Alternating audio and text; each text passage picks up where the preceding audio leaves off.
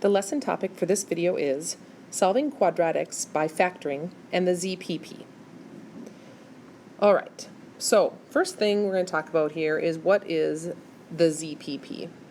Well, the ZPP is what this first couple of examples reminds us. All right, so 3 times what number equals 0?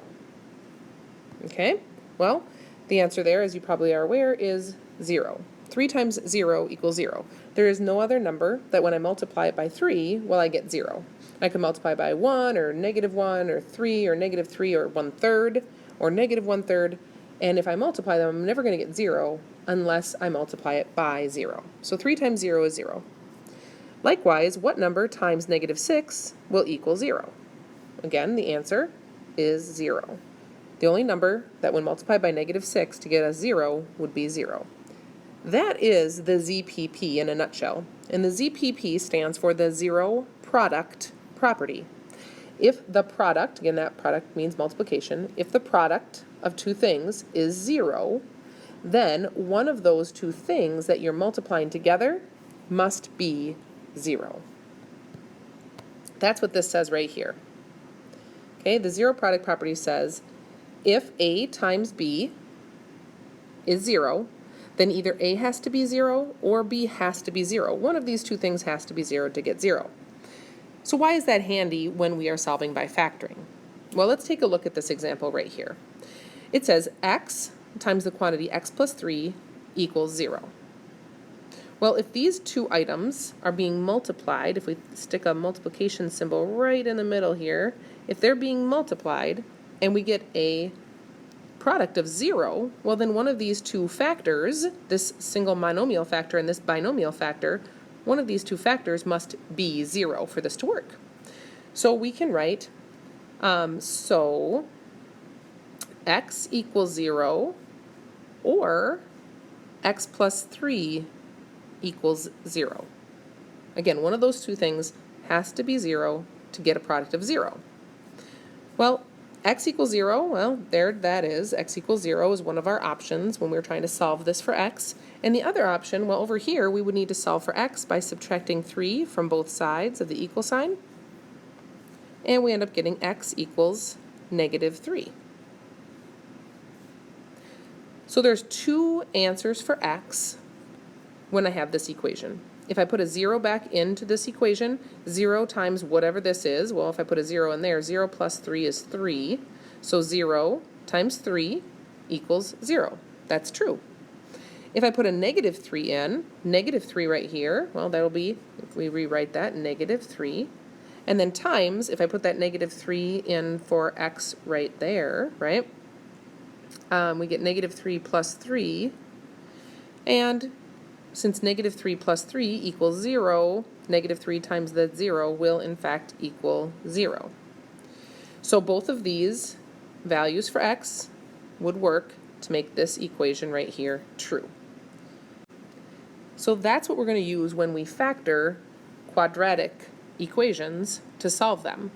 We're going to factor them into maybe a single monomial or binomial, or maybe two binomial factors. And then if we make sure that it's set equal to 0, we can use this zero product property to help us solve the equation. Let's see some examples to make sure that that makes sense. Okay, so algebraically solve the equation. Y equals x squared minus 4x. The first example asks us to find y when we know x is -2. Okay, a big reminder here, when we know what x is, we are going to simply use our graphing calculator and we're going to use trace. So if you don't have your calculator out and ready right now, again, you might want to get that out so you can practice this step as well. So go ahead, get your equation into your graphing calculator, graph it, and then use trace with -2 and find your y value.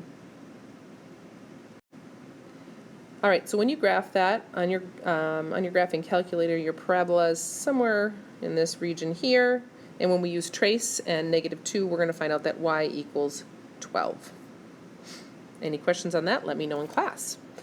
All right, so let's try this next one. It says find x when y equals 0. So we're going to put this 0 right here, of course, in for y, and we're going to write the equation. So we're going to put a 0 in for y, using this equation right here. And there we go. 0 equals x squared minus 4x. Now we need to solve this for x. All right? Well, the way we're going to solve is we're going to use the skills we learned in the previous unit on factoring. Remember, there are 3 very important steps to remember for factoring, and the number one most important one is that we always start by looking for a GCF. The second step is we're going to determine whether, I guess this is a 3-part step, is A equal 1, is A equal something other than 1, is it a difference of squares, okay, and we have to factor accordingly. All right, so this first example, we are going to always start by looking for a GCF. Does x squared and negative 4x have a GCF? Yes, it does. That GCF is the variable x. They both have an x in them, so we're going to factor out that x. We're left with x minus 4.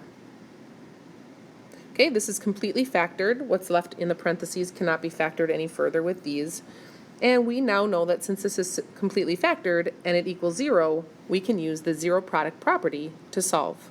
Since these two things are being multiplied together to get 0, one of those factors must equal 0.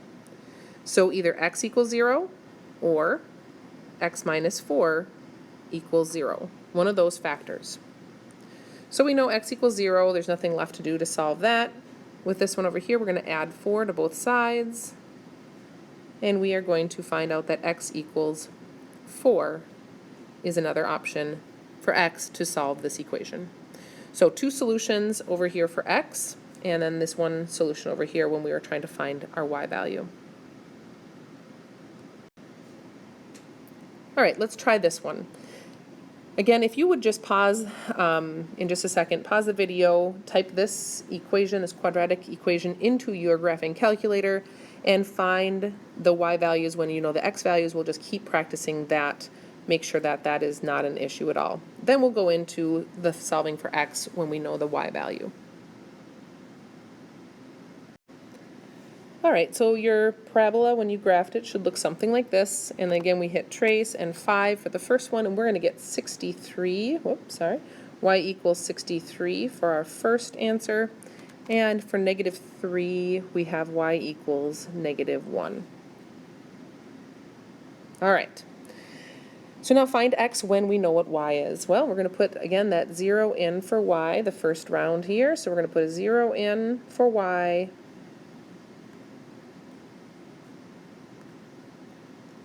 And I'm going to use some space here. All right. So once again, we have our expression, our quadratic expression over here. We have it equal to 0. So we know if we can factor this and then use the zero product property, we'll be able to solve for x. All right. So we do know that there's no GCF, and we do know that the leading coefficient a is 1. So this is our quick method of factoring. If you remember, we can just put those 2 sets of parentheses down right away. I'm going to leave this 0 equals right here. We know that we need x times x here because x times x will give us this x squared. And now we need to think of the factors of this term here, the 8, that will add up to our middle term of positive 6. I'm going to go over to this side. So there's my 8. We know it's 1 times 8 or 2 times 4. We know 2 times 4 is 8 and 2 plus 4 is 6. So there's our factors we need. So we need plus 2 and plus 4.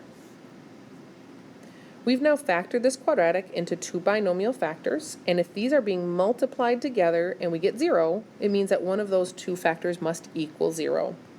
So we can simply write x plus 2 equals 0, or x plus 4 equals 0. Again, we know that either this has to equal 0 or this has to equal 0 for it to multiply to get 0. I'm going to subtract 2 from both sides here, and I get x equals negative 2. I'm going to subtract 4 over here, right, and we get x equals, sorry about that, x equals negative 4. So 2 values of x will work in our original equation when we are solving when y equals 0. Now Now let's try this one here because something a little different happens. So stick with me. If you're thinking, I got this, and you're going to shut the video off, please keep listening because something a little different happens. All right, so again, we have this equation up here, and we're going to put 3 in for y. And when we do that right now, we're going to put 3 equals x squared plus 6x plus 8. Now here's where you need to be careful. We cannot factor this right now. That's what we did here because it was already equal to 0. But we can't factor this and use the zero product property if the product is not equal to 0. So a very, very, very, very important thing that we have to now add to our list of things even before looking for a GCF. Okay, GCF is going to be second now, okay? Before looking for a GCF, we have to make sure it equals 0. So to make this equal to 0, I need to subtract this 3 here, which means I need to subtract that 3 over on this side. The 3's will cancel, and we get 0. And it's what we needed, right? X squared plus 6x plus 5. All right, so now our leading coefficient for this, when it's equal to 0, our leading coefficient is 1. And when our leading coefficient is 1, we can put the 2 sets of parentheses down, leave that over here. And we have to think, what times what is x squared? Well, that's x times x. And then we can take this c term here, see what factors of 5 add up to 6. Well, the factors of 5, the only factors of 5 are 1 times 5. Whoop, sorry about that. And 1 and 5 do add up to 6, so we know our factors are 1 and 5. So plus 1 and plus 5. We have 2 factors that when multiplied together gives us 0. So one of the 2 factors must equal 0. So x plus 1 equals 0, or x plus 5 equals 0. Subtract 1 from both sides. You can subtract 5 from both sides on this one. And we get x equals -1, or x equals -5. Now, there is one more type of example I could provide in the video, but instead I'm going to stop here. But that is, what if the leading coefficient was not a 1? Well, then we would have to use the magic number process, and we can practice that in class. We know how to factor with magic numbers, so it is the same process, using the zero product property with that. All right, more in class.